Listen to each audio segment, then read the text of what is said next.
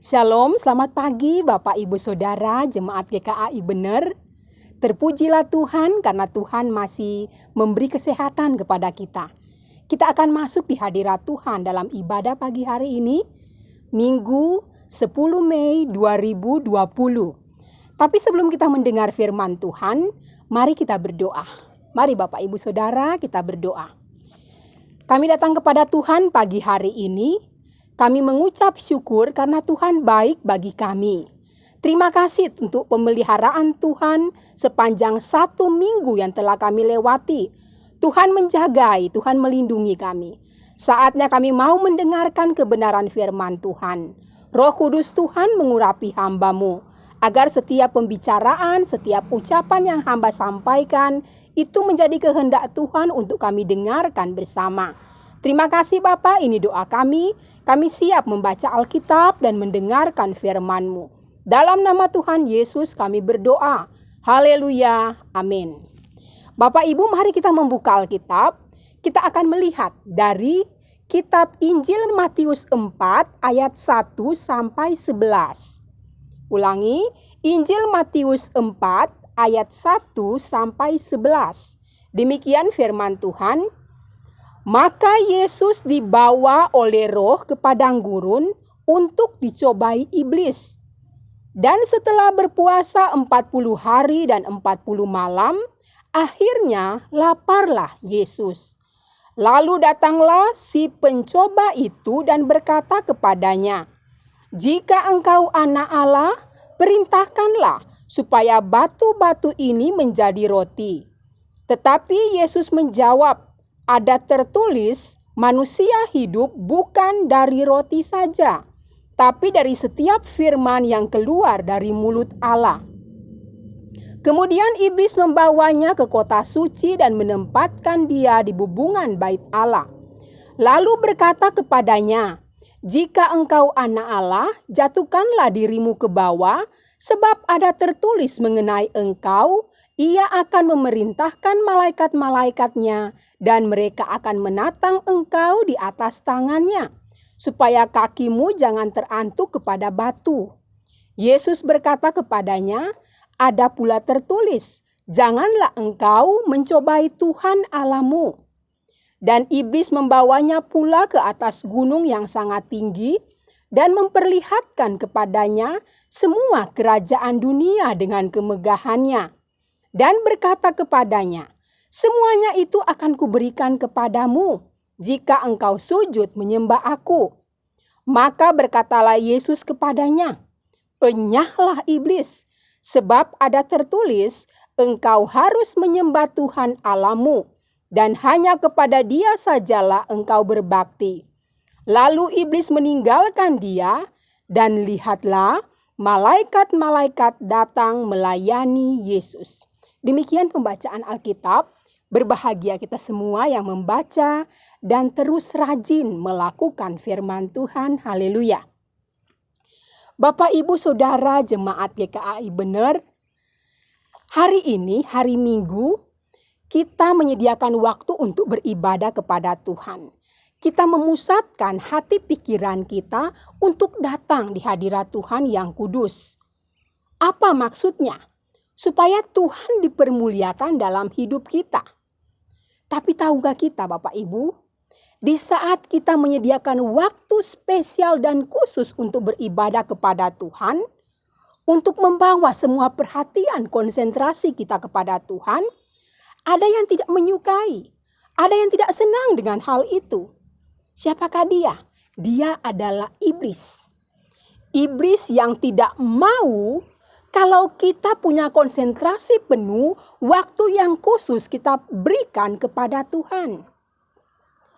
Dalam pembacaan kita pagi hari ini, dari Injil Matius 4 ayat 1 sampai 11, ini adalah kisah pasca pembaptisan Tuhan Yesus, di mana Tuhan Yesus sudah siap untuk diutus, untuk melakukan tugas-tugasnya selama hidup di muka bumi ini.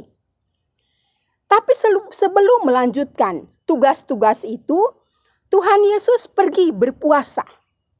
Dia mau menenangkan diri, mengkonsentrasikan diri pada pekerjaannya kelak kemudian setelah pengutusan itu.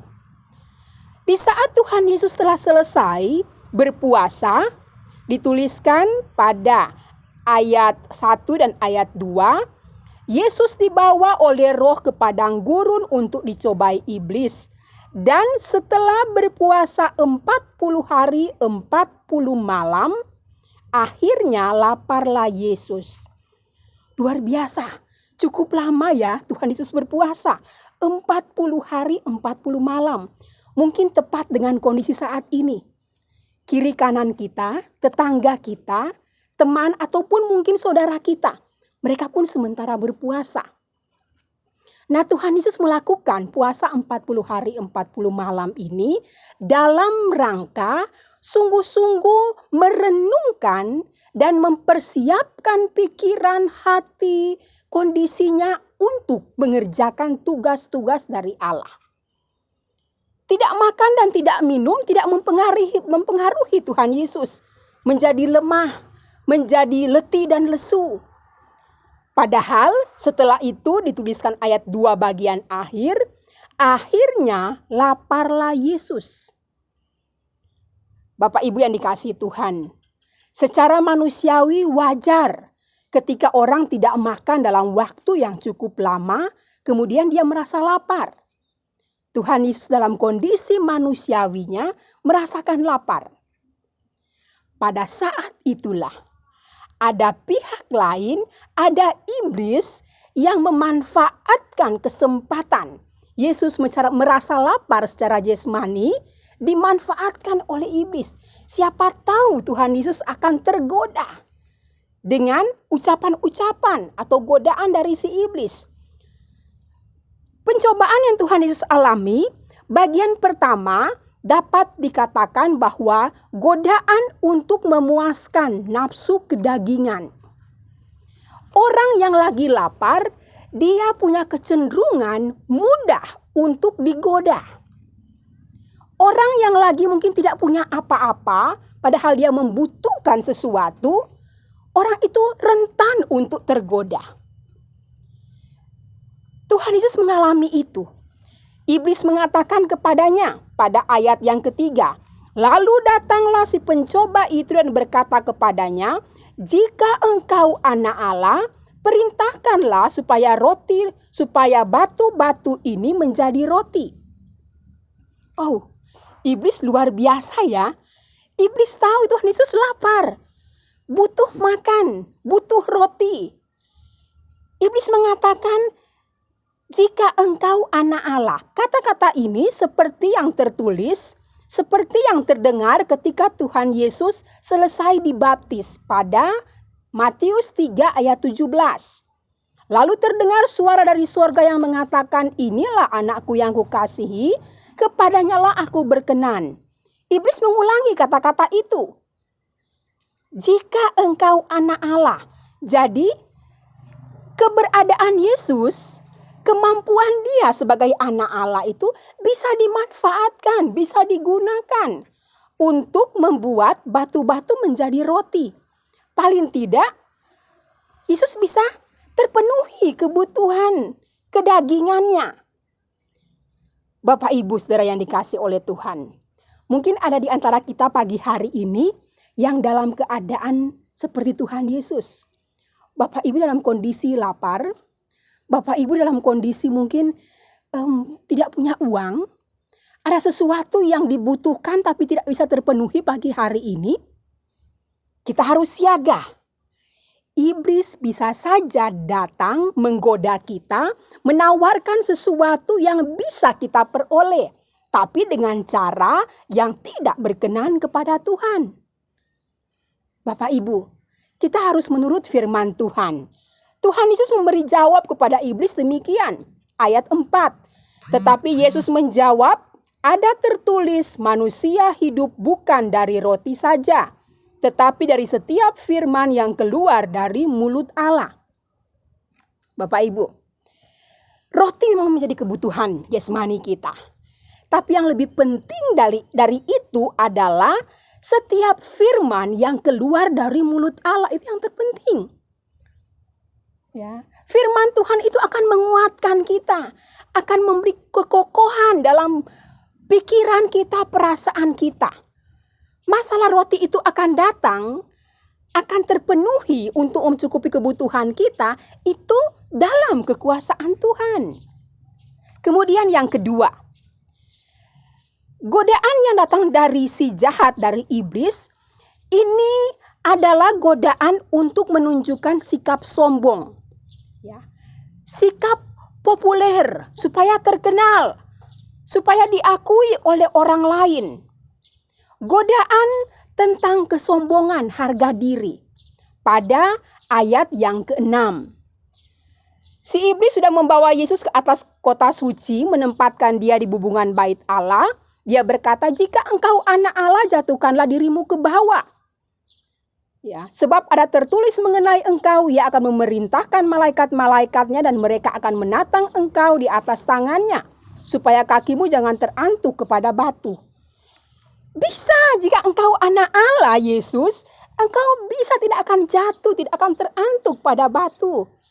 Coba turun, ya, jatuhkan dirimu ke bawah. Bapak Ibu, iblis juga tahu manusia itu punya kebutuhan untuk diagungkan, menjadi populer, diakui oleh orang lain, harga diri. Manusia semua punya akan hal itu. Makanya ketika ada seseorang yang mungkin mudah tersinggung, dia merasa harga dirinya sudah disinggung, direndahkan, dia akan melawan. Tapi ternyata kita meneladani Tuhan Yesus. Tuhan Yesus menanggapi godaan dari si jahat dengan berkata, jangan engkau mencobai Tuhan Allahmu. Harga diri Yesus itu jauh lebih tinggi, sudah dihargai oleh Allah ketika dia akan berkarya dengan benar di hadapan Tuhan. Bapak Ibu, begitu juga kita. Harga diri kita, keterkenalan kita di antara manusia duniawi akan dihargai oleh Allah setelah kita berbuat benar sesuai dengan firman Tuhan. Kemudian yang ketiga, godaan datang lagi kepada Tuhan Yesus. Iblis tidak puas, bahkan dia lebih ekstrim menggoda Tuhan Yesus. Iblis katakan, bahkan kalau Tuhan Yesus mau menyembahnya, semua kekuasaan akan diberikan kepadanya. Luar biasa ya. Iblis dengan terus-menerus gencar menggoda Tuhan Yesus. Semua ini akan kuberikan kepadamu jika engkau sujud menyembah aku. Jadi godaan ini adalah nafsu kekuasaan. Tuhan Yesus mau berkuasa atas seluruh muka bumi ini, menyembah iblis. Begitu dengan kita Bapak Ibu. Iblis menawarkan janji-janji palsu kepada kita. Apakah kita mau menuruti kehendak iblis? Kedagingan, harga diri sendiri untuk kepuasan diri, itu kita pentingkan. Hati-hati Bapak Ibu. Saat ini iblis memanfaatkan waktu yang ada untuk menjatuhkan kita. Waspada, terus bertekun dalam kebenaran firman Tuhan, Tuhan akan menolong kita. Tuhan akan menopang kita, Tuhan akan menuntun kita asal kita tekun mendengar firman Tuhan, melakukan firman Tuhan dengan setia. Akhirnya apa yang terjadi? Iblis pergi karena tidak berhasil, tidak sukses menggoda Tuhan Yesus. Ayat 11 dituliskan, lalu iblis meninggalkan dia dan lihatlah malaikat-malaikat datang melayani Yesus. Yesus berani menentang, berani tidak mau menuruti tawaran godaan iblis. Dia menang. Kemudian malaikat-malaikat datang melayani Yesus. Tuhan akan setia, Tuhan akan beserta kita, akan melindungi, mencukupkan keperluan kita kalau kita berani dan setia hidup seturut firman Tuhan. Amin. Tuhan memberkati kita semua. Bapak Ibu, setelah kita mendengarkan firman Tuhan, mari kita merendahkan diri datang kepada Tuhan untuk bersyukur dan berdoa. Mari kita berdoa. Tuhan Yesus Bapa di surga, kami mempermuliakan Tuhan dalam hidup kami. Kami hanya mau hidup kami terarah kepada Tuhan saja. Kondisi apapun yang kami alami sampai pagi hari ini, kami imani kami punya Tuhan Yesus yang luar biasa. Kami punya Tuhan Yesus yang sudah memberi teladan hidup yang benar kepada kami. Panggilan Tuhan, kami menjadi anak-anak Tuhan. Panggilan Tuhan untuk kami melayani, mengerjakan semua rencana Tuhan dalam hidup ini harus terus kami tekuni. Sekalipun kami harus melewati banyak godaan hidup, si jahat tidak tinggal diam, akan terus menggoda kami, menjatuhkan kami. Baik godaan iblis itu untuk kebutuhan-kebutuhan jasmani kami.